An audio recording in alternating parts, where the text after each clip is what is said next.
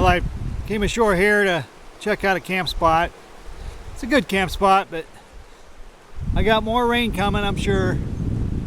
So I'm looking for something a little more tucked away. I'm gonna go downriver a little bit. I'm making time like crazy.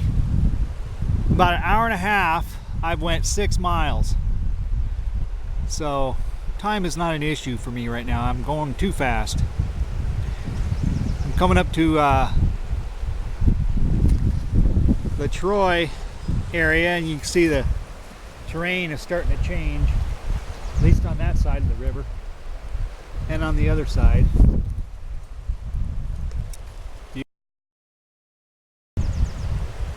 Rugged though. Well, I think I'm gonna get a camp spot and I'll check back in.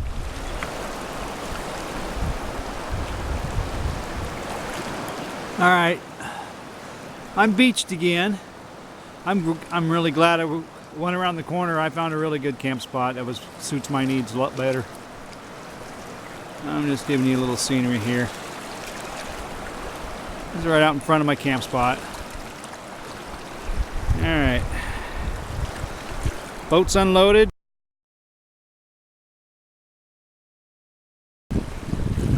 Let's go see the camp spot.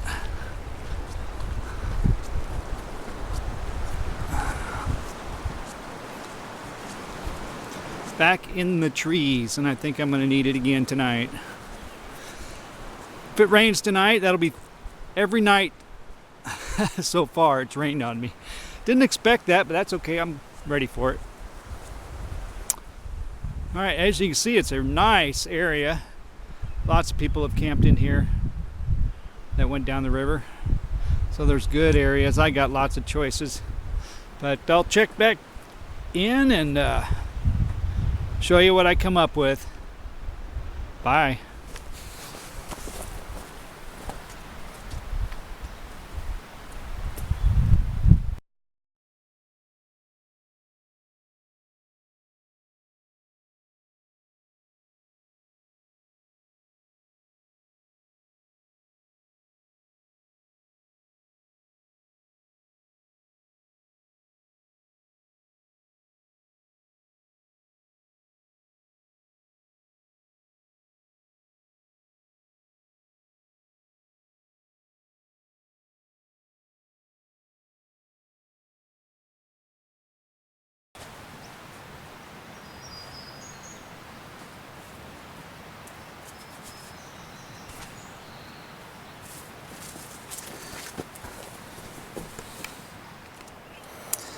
Okay, I decided I better eat something. You can see I'm going to have some grapefruit, but the reason I'm showing this video is, you know, the board on the back of my raft that you kept seeing? The first intention for that was I put a stud in the top and I was going to mount my camera there, but I had so much stuff that my camera couldn't see over it. But the other use I had for that was in camp to have a nice flat surface to lay stuff on. I mean, that drives me crazy camping, and that you don't have, maybe I'm a little OCD, but this cures it right here. So the last camp I had a nice stump and a nail and it was no big deal. Here I had to get a little more resourceful, but it's gonna work. Okay, here we go. I've been wanting to show you this, and since we've had all the weather as far as the rain goes, it's probably the best time, because after I get downriver it's probably not going to be so much of an issue. But trying to find dry tinder after all this rain can be a pain sometimes.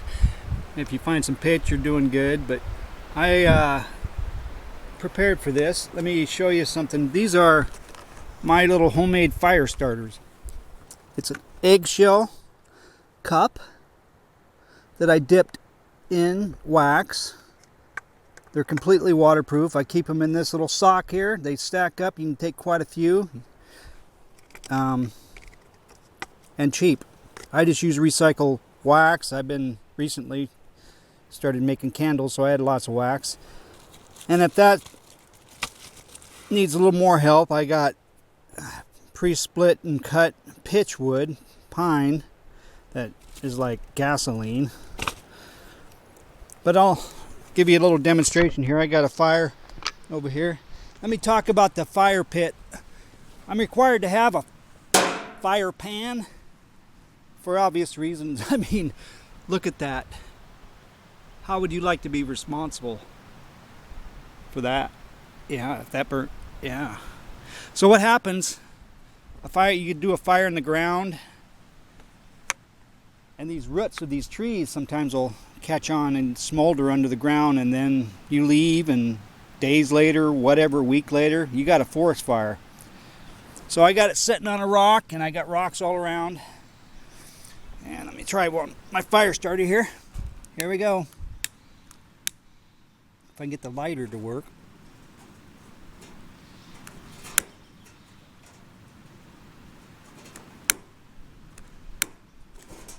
Cut. Okay, I'm back. The lighter was turned on the low setting, so that's funny. So here we go.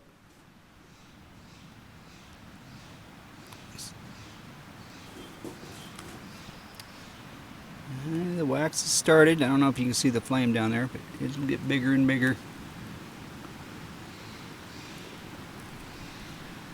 One of these things will burn for like 10 minutes depending on the wind, but plenty of time to get fire. And I don't have to worry about taking paper. I don't think I could keep paper dry anyway, but and just have lots of smaller stuff ready to go on.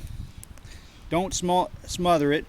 You know, these fire pans, actually it's easier to start a fire in them than they are on the ground, because see how I'm able to keep the wood up off of it by using the beveled edge.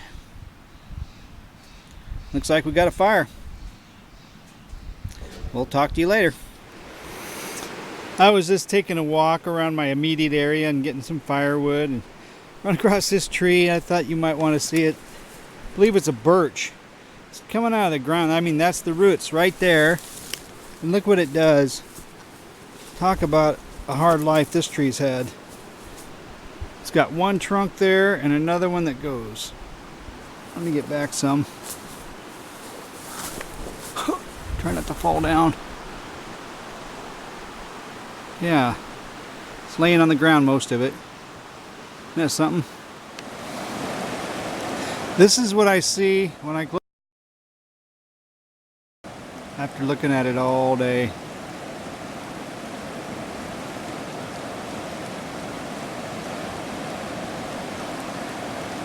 The flow of life.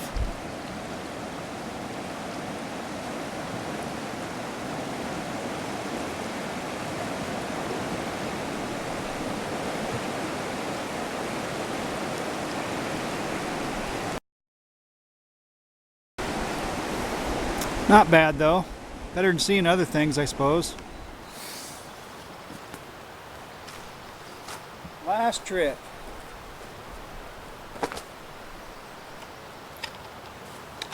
Except for coming back to the camera.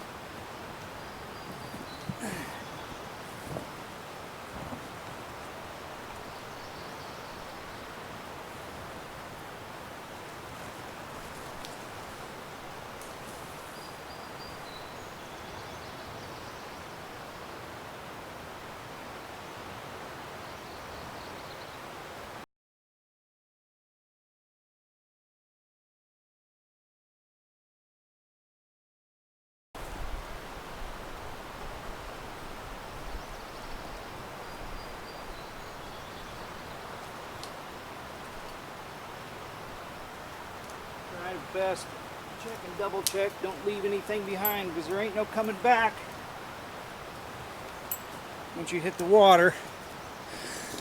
Alright, for the boat.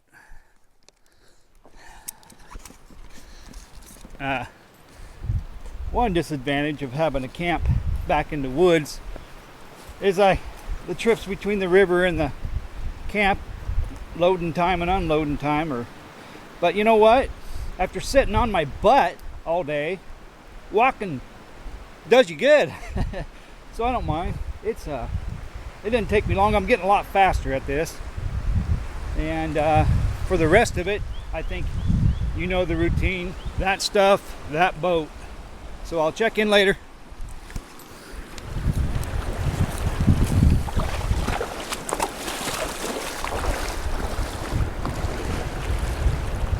Well, I'm wearing a life jacket now. I thought some of you viewers might be having a cow because I'm not wearing one. I should be wearing it. I figured it'd be too hot. I've never wore one in this river yet, but this is the first time I'll do it. And probably till I get to the snake. I'm eating an apple. Didn't have breakfast. I had a little apple and dried papaya and pineapple. I need to get going. It's like 10 o'clock. It takes me 2 hours by the time I wake up, break camp, and load. I don't know if I can make that faster, and it's the way it is. So when I get to my drop point, I'll turn the camera back on for you. I'll have to unload most of this stuff and incorporate it into my gear.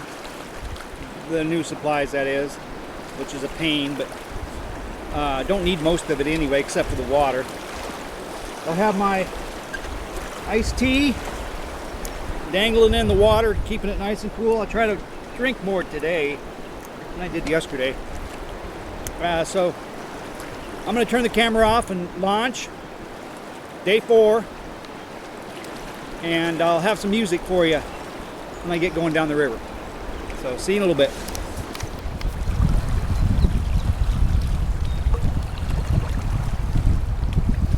I've been wanting to record these. These are a couple pairs of geese with babies.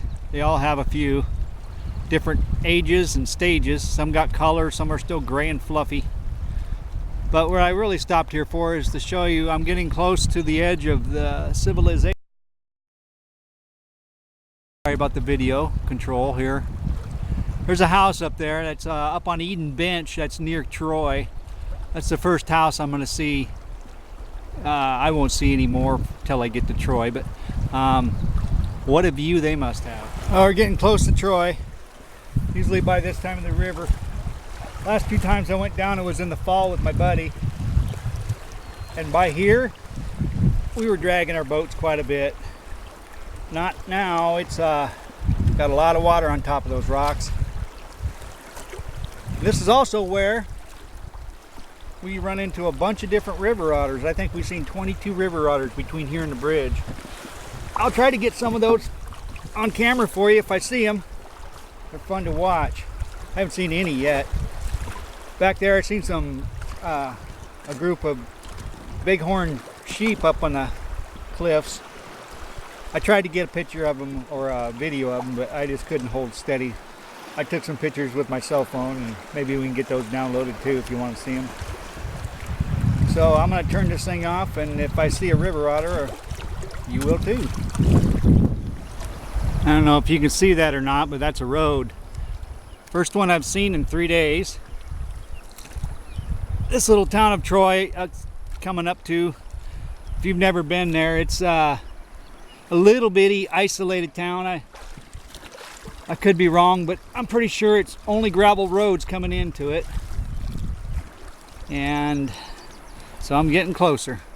My batteries on this thing are getting low. I'll probably have to stop and charge my solar power, get them going at the bridge. My drop box is there. So unless I see some otters, I won't talk to you till I get to the bridge. Okay, as you can see, I'm at the bridge. Let's go over here and get my drop box.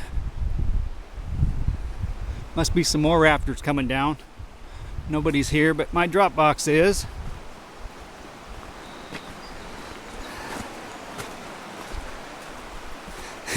They put a note for Bill. Okay, we'll talk to you later. Oh, focus. Anyway, this is where I am. It's Pawatka Bridge. I got the ice chest emptied out. The paper towels got wet. That's okay, I still have paper towels. The toilet paper didn't, and that's good. One of the grapefruits was all moldy and rotten, but probably from the wet paper towels, but it's okay. I got probably about 6 or 7 of these protein drinks, and those go good. Get rid of my garbage here. There should be a garbage can. While I'm here, I'm trying to charge my batteries. I'm running pretty low. I don't know. My solar charger's not doing as fast as charging as fast as I kind of figured it would. But So I'm gonna have to hang out for a little bit, but I still plan on making it to Washington before day's end. Okay, I'm packed back up and ready to go. I let the batteries charge for a while, but I'm gonna do something I've been, well, I don't know if it's a good idea or not, but I got to put those chargers or the solar panel on top. I didn't want to do that until I got to the calmer water, but I'm losing my battery power. I won't be able to film anything if I don't. So I'm gonna shove off again. I was looking at the map. I got about 27 miles before I hit a good camping spot in Washington. So I don't know if I'll make it tonight or not, but I'm gonna try. I'll see you downriver. Well, I'm almost to Troy. This, I wanted to stop here and show you this. It's called the Double Eddy Rapids. Not much of a rapids on top, but underwater this thing is violent. It was trying to suck me in, so I'm hugging the bank here to get around it. There's another one. There we are. You can't really see it. I'm gonna stop where the Wanaha River comes in and do a quick video, then check my solar power, and then I'll check back in with you. Well, I made it to Troy. In the battle. Here's the under. This will be, let's see, the 4th bridge that I've went under since I left Elgin. I'm sure there'll be many more. I don't know how many. I never counted. Say around 10 or so. Maybe you can count for me. Who cares? But I think I'll go over to the Troy store and say hi and grab me a soda and push on again. I calculated my speed, and I'm averaging 6 miles an hour, which is hauling ass really, but I don't think I'm going to make Washington state line tonight, but that's okay. I also have more thunderheads building, but I'm not going to let that stop me tonight. I need to put in by about 6 at least. If it starts raining, I'll just put on my rain poncho, and I'm pretty much wearing a frog suit. It ain't going to hurt me. So I'll launch and talk to you later. Okay, well, that's such a thing with small towns.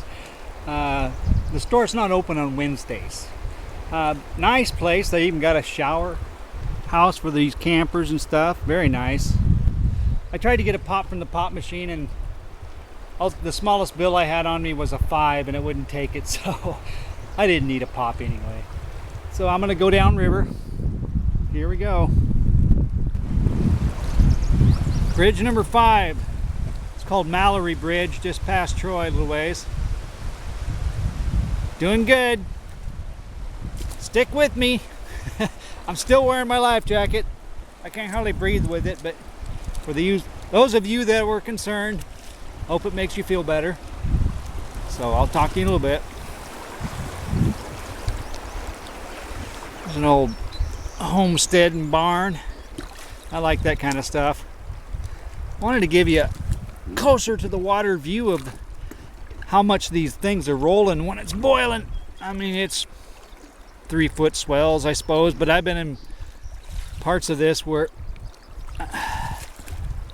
my oar's in the water on one side of a roller and I can't touch on the other after rapids. It's pretty exciting. The trick is to keep your nose going forward and not sideways.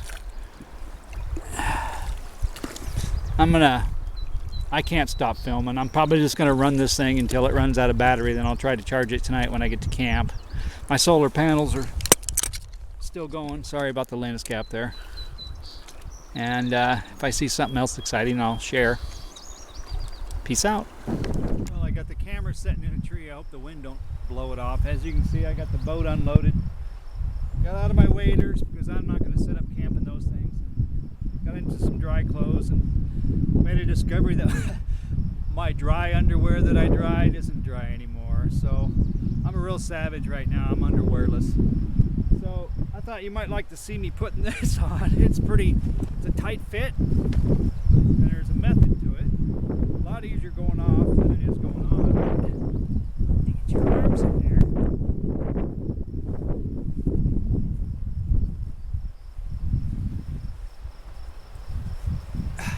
And there we are. really cuts that wind. I don't even feel the wind no more.